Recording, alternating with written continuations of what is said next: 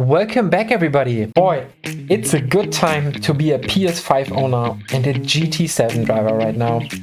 We just got a free update in GT7 and with it came the beautiful Ferrari 296 GT3, which is the very same car Max Verstappen used on his NLS debut at the Nordschleife. So for me it was clear on day one that I'm gonna try and see how close we can get to the lap times of Max Verstappen in GT7. Of course guys, don't get me wrong, I'm well aware I'm no Max Verstappen, the same as I'm no Sully and can land a broken Airbus in the Hudson just because I might can do that in MSFS 24, which is as well pretty much now available on PS5 as well, and it's gonna come to VR as well in 2026. Absolutely incredible. But I do know this track and I can be competitive. For example, in the last race we had here, I could bag a P70 Global here in the time trial. So with all of this out of the way, let's hop right into the video.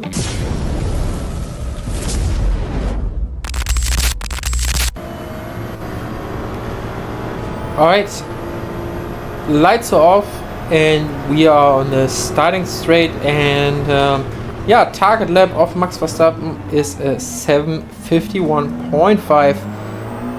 The time and the video and the footage of Max Verstappen is here on the right and I'm here on the left. I drove this in VR, but this is not the VR view, this is the normal cockpit view because it just looks a little smoother here so that you guys can follow the action a little bit better.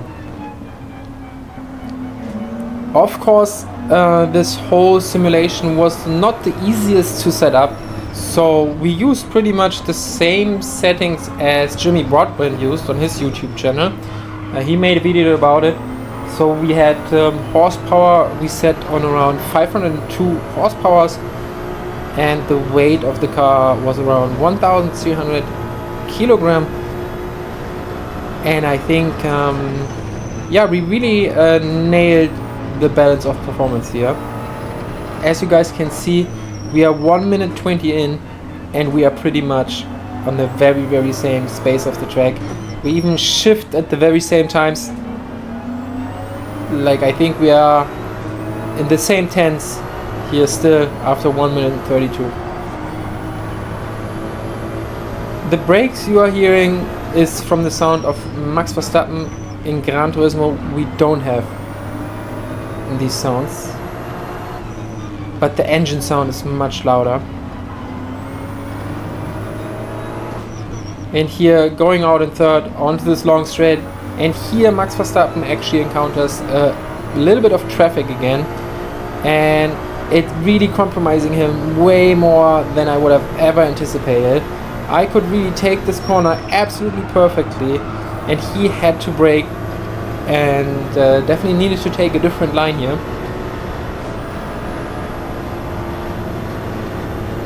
And by the looks of it, I think it cost him at least 1.5 if not 2 seconds.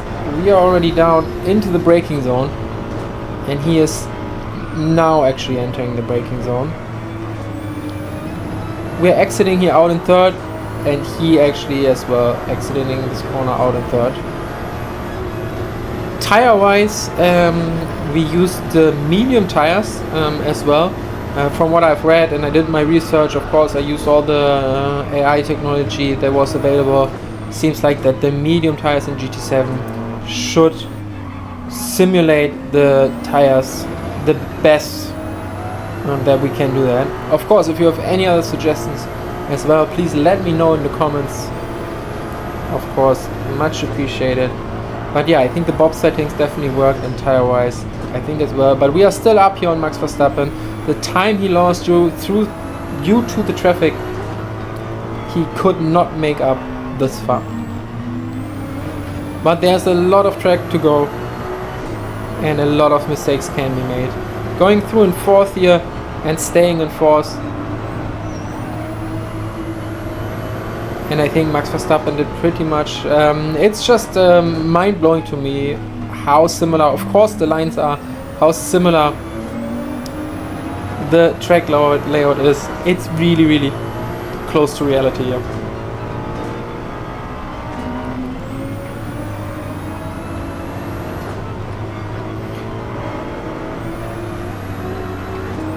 Once we reach the next straight, I will just mute the GT7 version of this comparison so that we can actually have a listen to the engine sound of Max Verstappen. Just goes around the corner here, and we will hear now the sound just of the onboard dash cam from Max Verstappen. You can hear it. It's much deeper, not as pitchy as the sound we have in Gran Turismo 7. I'm quite sure he stays in 5th here, because I don't hear a downshift. Just a little lift, and he stays in 5th. I did a lot of gear changes there. I was in 6th, down to 5th. But we are already approaching now the carousel on the left. And I think he made some time up actually. I think it's again a little bit closer, but we still have an advantage here going into the carousel.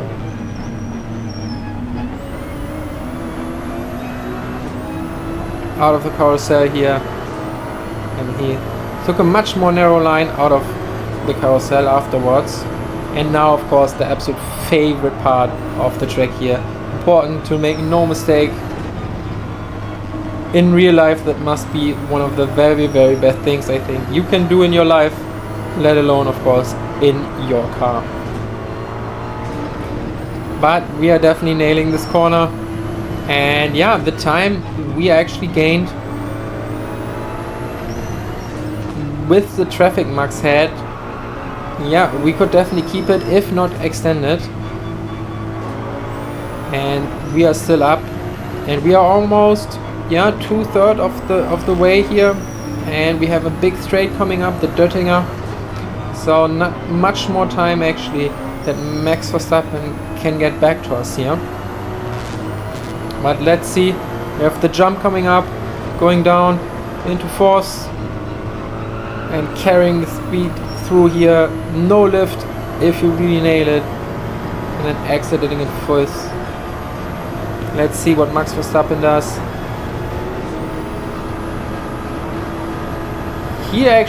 He made some time up, I feel like. But we are already approaching the small carousel now, and then we are on to the Döttinger.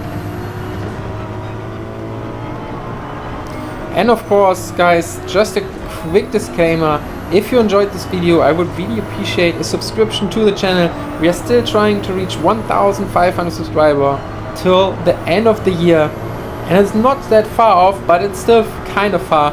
So every subscriber really makes a difference here, and I would much appreciate it.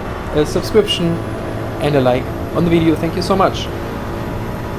As well now, let's just hear for a second here the sound of the GT7 car and mute Max Verstappen until we approach the last corners. Yeah, so as you can hear, much louder. We already entering the last corners here. Easy to make a mistake here, but I definitely was careful. And so is Max now. And he has traffic again, which I don't think cost him a lot. He takes actually a nice slipstream. And we are finishing the lap on 7:47. And Max finishes lap on 7:51.51. So guys, in the next one, bye guys.